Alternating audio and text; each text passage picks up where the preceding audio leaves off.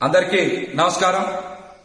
ఆంధ్రప్రదేశ్లో గత 5 సంవత్సరాల్లో 30,000 మంది మహిళల ఆచూకీ లభించడం లేదని, హ్యూమన్ ట్రాఫికింగ్ జరిగిందని పవన్ కళ్యాణ్ గారు అనేక సందర్భాల్లో మాట్లాడారు. ఇది పచ్చి అబద్ధం. గత 5 సంవత్సరాల్లో 30,000 కాదు, కేవలం 664 మంది మహిళలు, యువతులు ఆచూకీ మాత్రం ఇంకా లభించలేదని కేంద్ర ప్రభుత్వం నిన్న పార్లమెంట్ సాక్షిగా హోంశాఖ తెలియజేసింది.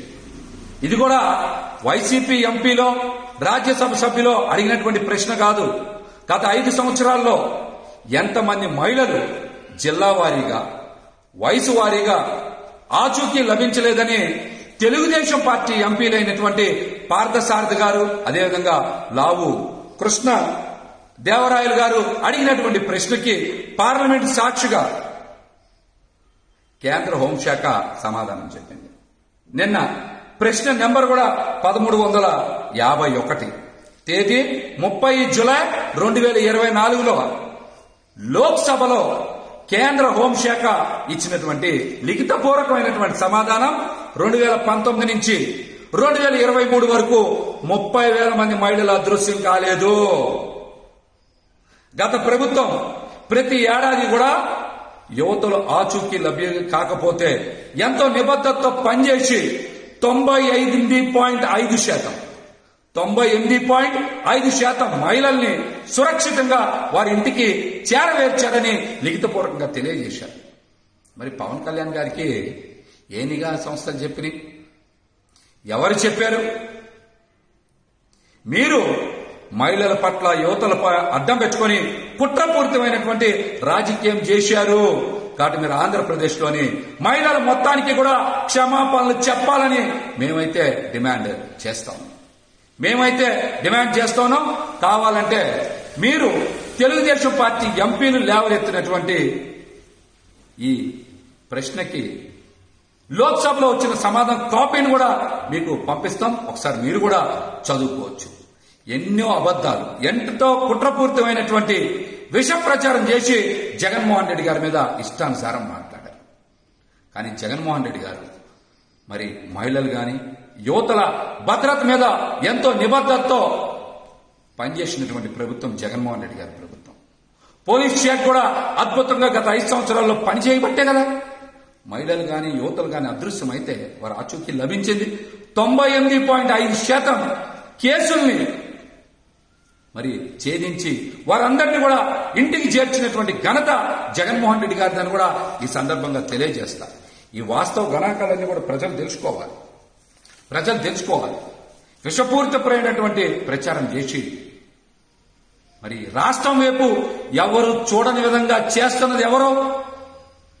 పవన్ కళ్యాణ్ గారు, చంద్రబాబు నాయుడు గారి కూటమి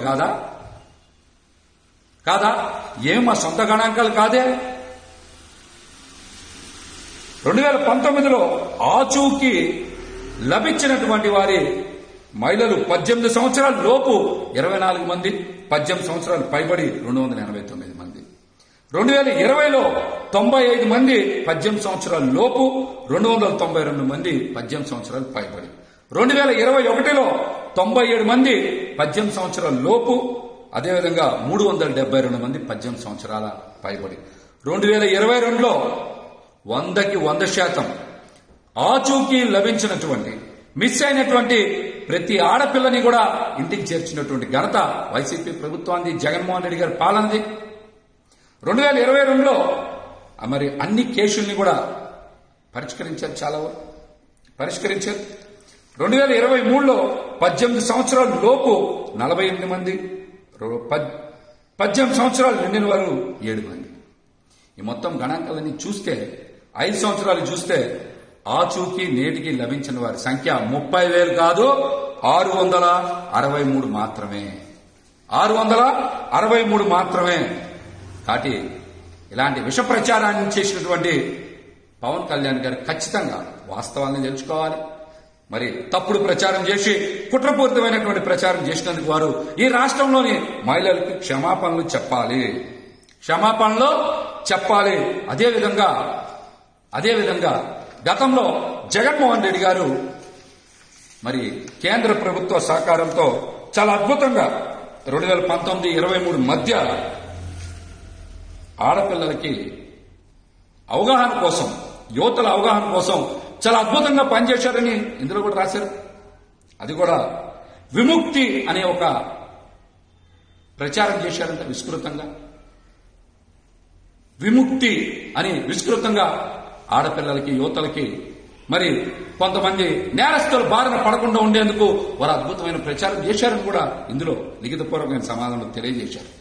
జగన్మోహన్ రెడ్డి గారి నేతృత్వంలో పోలీస్ శాఖ చాలా అద్భుతంగా పనిచేసింది. కానీ విష ప్రచారం, కుట్రపూరితమైన ప్రచారం చేసింది కూటమి నాయకులైన వాస్తవాన్ని ఈరోజు రాష్ట్రంలో ఉండేటువంటి ప్రజలతో పాటు మహిళలు, యువతలు కూడా తెలుసుకోవాలి. ఈ 50 రోజుల పాలనలో మహిళల మీద దాడులు జరుగుతూ ఉన్నాయి, అఘాయిత్యాలు జరుగుతూ ఉన్నాయి, మర్డర్లు జరుగుతూ ఉన్నాయి. వీటి మీద ఎందుకు స్పందించట్లా పవన్ కళ్యాణ్ గారు? మీరు హోంశాఖ మంత్రి అనిత గారు కూడా ఒక్కసారి మీ ఎంపీలు లేవనెత్తినటువంటి ప్రశ్నకు సంబంధించిన కాపీని మీరు తెప్పించుకోండి.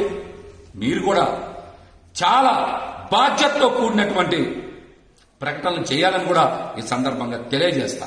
మరొక్కసారి తెలియజేస్తున్నాం, పవన్ కళ్యాణ్ గారు 30,000 మంది మహిళల ఆచూకీ లభ్యం కాదని చెప్పింది పచ్చి అబద్ధం. ఈ వాస్తవాన్ని ప్రజలు, మహిళలు గ్రహించాలి. మరి ఇటువంటి అబద్ధపు అవాస్తవాలను ప్రచారం చేసి అధికారంలోకి వచ్చినటువంటి వాళ్ళు ఖచ్చితంగా మహిళలకు గాని, ప్రజలకు గాని మేలు చేయరని కూడా ఈ సందర్భంగా తెలియజేస్తాను.